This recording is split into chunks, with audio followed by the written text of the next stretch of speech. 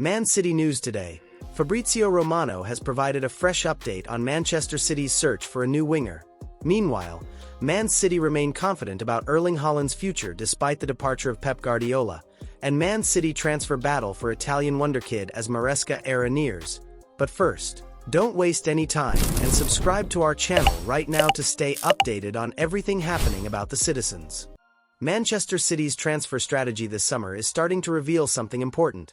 The club believe the next era needs more speed, more directness, and far more unpredictability in wide areas.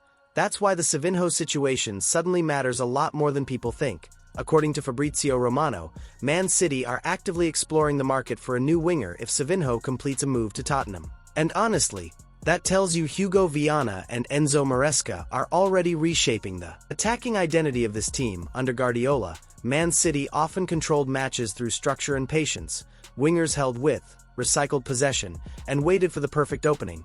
But modern football is changing. The Premier League is becoming faster, more chaotic, more transition-heavy, and Man City felt that last season. Even though they won domestic silverware, there were moments where the attack looked predictable, especially against compact defensive blocks.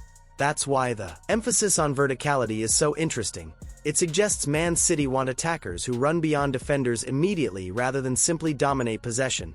Savinho's possible exit almost symbolizes that transition. He arrived as one of Europe's most exciting dribblers. But the reality is he never fully convinced in Guardiola's rigid positional framework. Only 14 starts, inconsistent opportunities, and eventually missing Brazil's World Cup squad.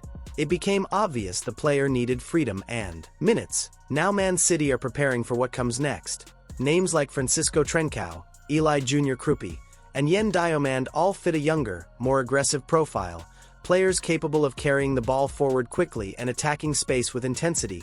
In my opinion, this is bigger than replacing one winger. It's the clearest sign yet that the post-Pep era may not simply continue Guardiola's football. It may evolve away from it completely. My friend Man City fan, would selling Savinho this summer be the right decision for Manchester City?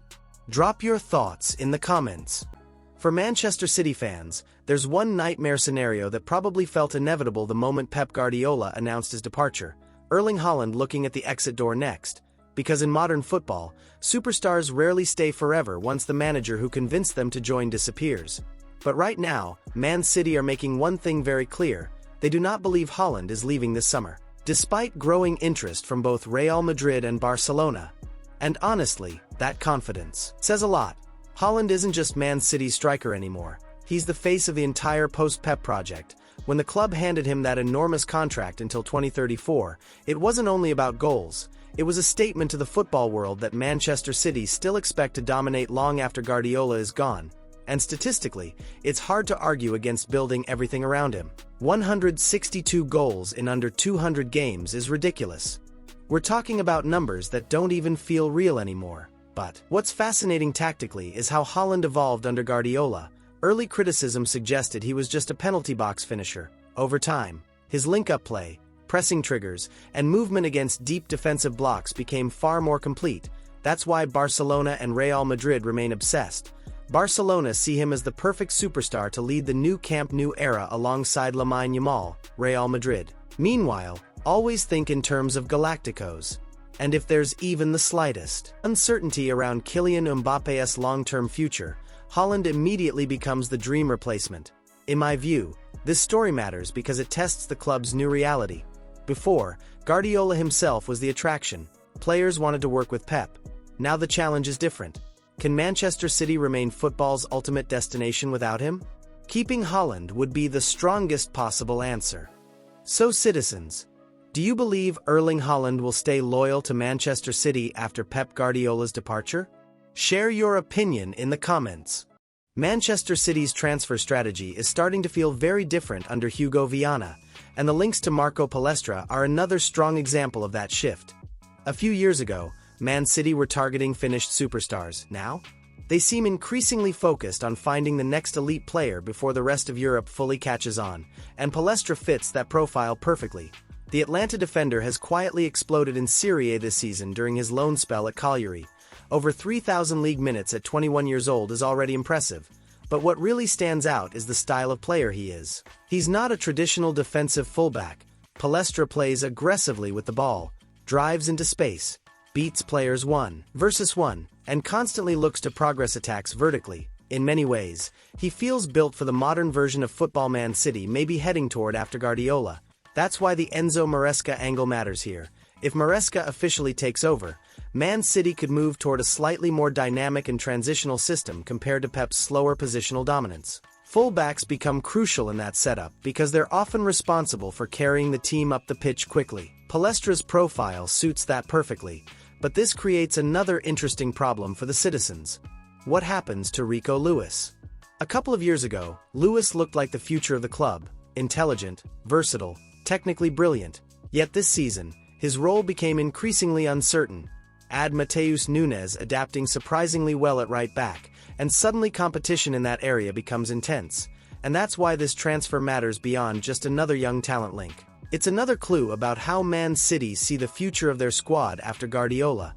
Younger, more athletic, more aggressive in transition. While still technically elite, the post-Pep rebuild isn't coming anymore. It's already happening. My friend Man City fan, do you like Manchester City's new strategy of targeting younger talents like Marco Palestra? Drop your thoughts in the comments. Pep Guardiola managing England feels like one of those football stories that sounds unrealistic at first, until you actually stop and think about it.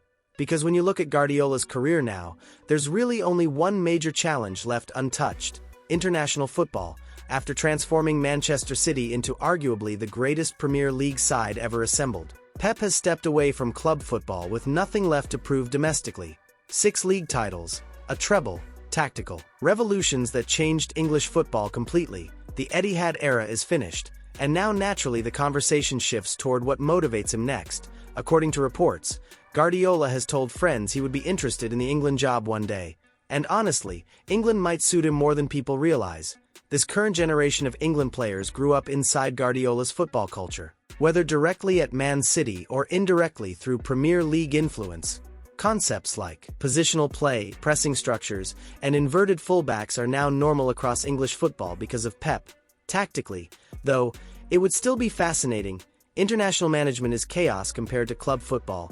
Guardiola built perfection through daily repetition at Man City. With England, he'd get only short camps. That means less control, more adaptability, and more emotional management. Areas we rarely associate with Pep. In my analyze, this story matters because it highlights how permanent Guardiola's impact on England has become. Even after leaving the Etihad, he still feels connected to the future of English football itself. And maybe that's his true legacy, not just dominating the Premier League, but reshaping the country's football identity so deeply that one day, England may genuinely want a Manchester City legend to lead them at a World Cup. My friend Man City fan, after transforming Manchester City and changing English football forever, could you actually imagine Pep Guardiola managing England one day? Share your opinion in the comments. This is the Citizens News Fan channel, and I'll stop here. If you liked it, don't forget to leave a like and subscribe.